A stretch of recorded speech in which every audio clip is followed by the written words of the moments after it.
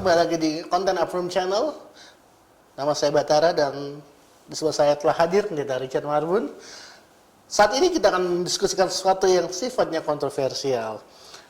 Kalau saudara bisa buka kitab Anda di Markus pasal 9 ayat yang ke-23 sampai 24. Alkitab berkata, "Jawab Yesus, katamu, jika engkau dapat, tidak ada yang mustahil bagi orang yang percaya."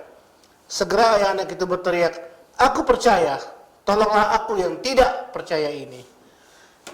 Pak Pendeta, ini ada sebuah ayat yang agak nggak jelas nih, Pak Pendeta. Di sini dibilang, ayah anak itu berteriak, "Aku percaya, tolonglah aku yang tidak percaya ini." Jadi sebenarnya dia percaya apa enggak nih, Pak Pendeta? Jadi kalau kita lihat di sini adalah aku percaya, maksudnya adalah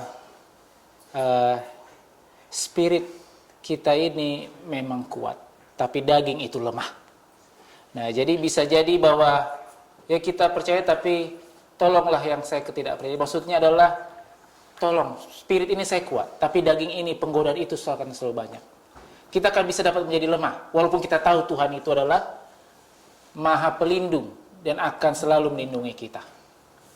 Oke, jadi orang ini ragu atau enggak nih kepada Yesus kalau menurut cerita ini nih? Dia tidak ragu kepada Tuhan. Dia tidak ragu. Itulah sebabnya dia meminta, tolong Tuhan, jangan sampai aku menjadi lemah akan hal ini. Tapi dia bilang, "Aku yang tidak percaya ini, tolonglah aku yang tidak percaya ini."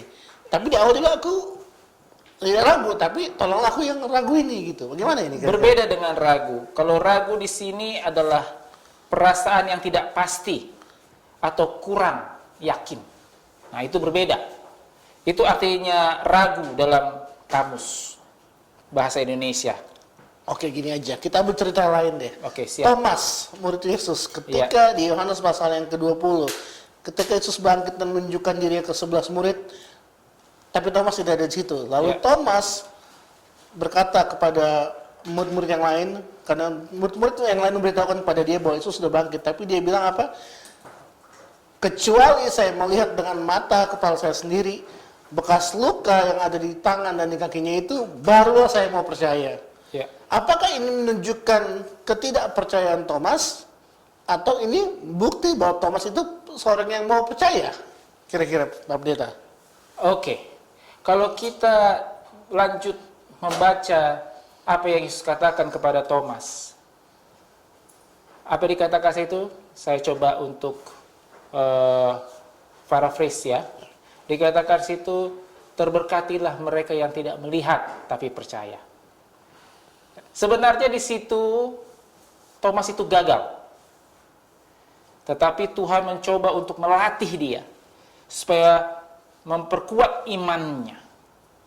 Dia sebenarnya bukan ingin, kan ada orang yang mengatakan, enggak, gue tahu Tuhan itu memang saya tahu Tuhan itu akan bangkit. Tetapi saya mau lihat, jangan-jangan kamu berbohong. Nah, itu berbeda. Berbeda. Thomas mengatakan memang dia ragu. Padahal Tuhan sudah mendengar, sudah menceritakan kepadanya berkali-kali, tapi sepertinya Thomas tidak percaya. Tapi kalau saya jadi Tuhan, kenapa Tuhan entertain itu si Thomas? Kenapa malah dikasih buktinya? Kenapa ditunjukkan? Kalau dia mau melatih, harusnya dia cuma bilang, "Thomas percaya aja, gak usah banyak pertanyaan." Tapi kenapa justru kok Yesus malah mengentertain, memberikan bukti ini loh, bekas lukanya? Nah, itu gimana itu, Pendeta? Itulah nikmatnya kita yang bertuhan ini. Tuhan tidak mau menciptakan kita seperti robot. Kamu harus percaya ya. Apapun yang kita percaya, tidak. Tuhan tetap memberikan kepada kita kebebasan memilih. Tetapi dari kebebasan memilih ini, Tuhan mengajari kita. Ya, mungkin pada saat ini kamu nggak percaya karena kurang imanmu. Ya, mungkin kamu percaya karena kamu ragu. Tetapi dengan kamu melihat ini, biarlah ini menjadi latihan bagi kamu. Bahwa suatu saat nanti, kalau ada lagi suatu hal yang terjadi seperti ini, saya yakin kamu akan menjadi pelindung. Berarti tidak semua keraguan-keraguan itu sebenarnya sifatnya negatif dan bisa menuntun kepada menjauh dari Tuhan. Bisa aja keraguan-keraguan itu menuntun kita lebih dekat kepada Tuhan. Kalau dari arti daripada keraguan itu negatif, itulah sebabnya kita tidak sebagai manusia tidak berpikir bahwa itulah kegagalan Thomas. Sebenarnya dia gagal. Tetapi dari kegagalan itu Tuhan mau dia belajar. Karena memang Tuhan tidak mau kalau kita gagal, kalau kita berdosa ya udahlah, kita nggak perlu bertobat, kita nggak perlu bangkit. Kalau kita jatuh, kita harus bangkit.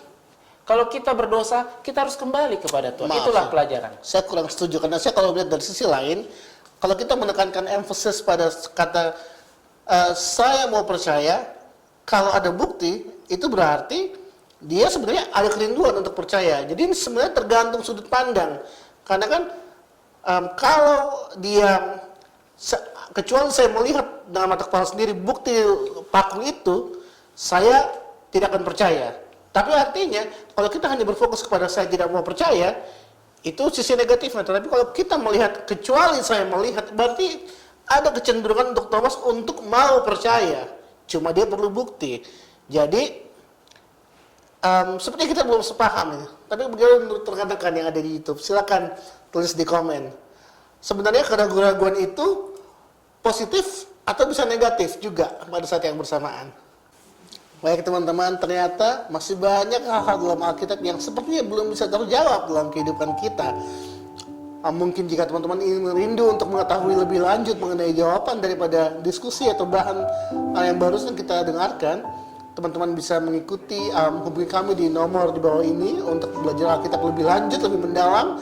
Dan jika teman-teman punya pertanyaan yang masih bersifat kontroversial dan membutuhkan penjelasan lebih lanjut, teman-teman bisa memberikan saran untuk pertanyaan-pertanyaan berikutnya di dalam kolom komentar, dan kita akan tayangkan, kita akan coba bahas dan kulik dalam pertemuan-pertemuan berikutnya.